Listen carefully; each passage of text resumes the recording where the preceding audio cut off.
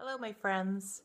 I'd like to invite you to take a few moments right now to step into the little understood world of someone who has a traumatic brain injury. While statistics might tell a story, this isn't about numbers. This is about human beings. And someone who has a TBI is just like you.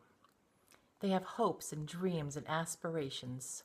And while their capacities were taken away in a shorter amount of time than it will take for you to watch this video, those dreams remain.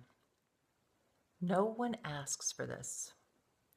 If you were to experience a traumatic brain injury, the lens through which you experience the world and yourself is completely altered. And this makes you feel like you're not yourself and you can't even find the self that you have always known. And because the brain is the central control panel for every function of the body, as well as your thoughts, emotions, and personality, it affects every part of you. While every brain injury is different, there are common threads. If you sustained a TBI, it would take tremendous energy to focus, think, or function in even the smallest ways.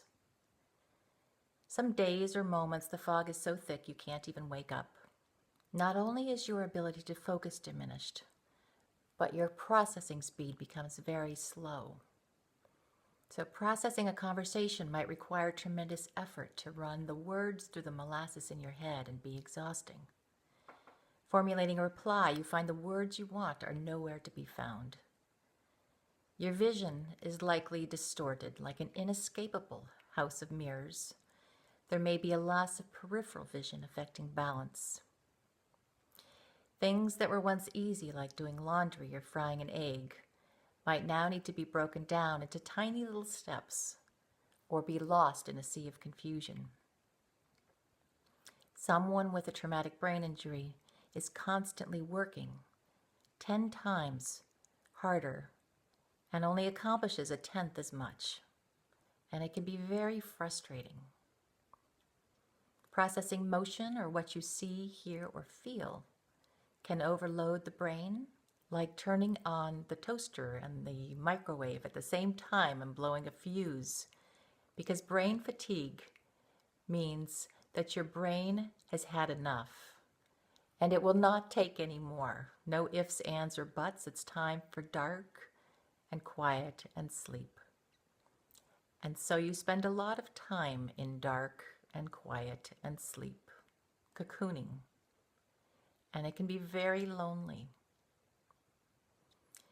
Imagine that your inner experience can be so severely altered that every sense with which you experience the world is distorted and surreal on the inside, but no one can tell on the outside.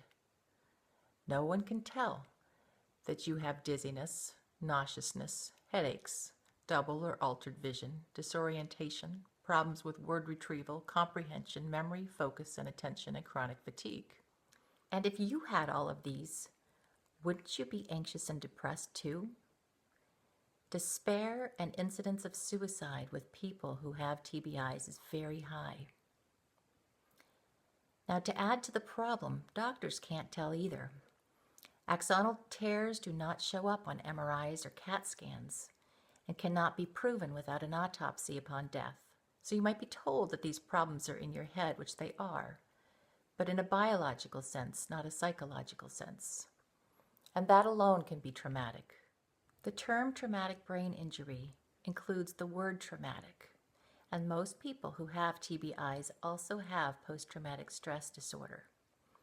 Not only was the incident that caused the TBI traumatic, but most people don't understand that realizing that your brain is not working is terrifying, and living with the subsequent losses of career, relationships, spouses, friends, and recreation, as well as errors in judgment every day, are all traumatic.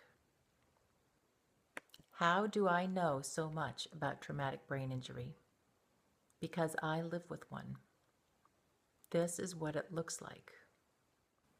People who live with traumatic brain injuries look just like you and I, but we're using a lot of strategies to do so. Until we reach the point when we have found a cure, what are we as a society supposed to do if millions of our population are living with the TBI and you can't tell? Well, there's one simple solution that any one of us can do, and that is to shift our predominant intelligence in our lives from our minds to our hearts. Because you see, our minds judge and analyze and divide, and that's what they do best. And our hearts and our compassion connect, and they unify and build bridges that our survival in this world depends upon. So next time you see someone struggling, know that they might be doing their best. There are invisible disabilities.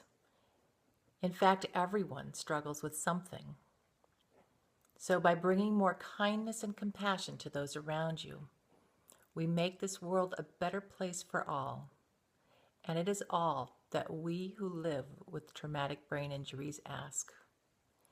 Thank you so much for listening and for sharing this message.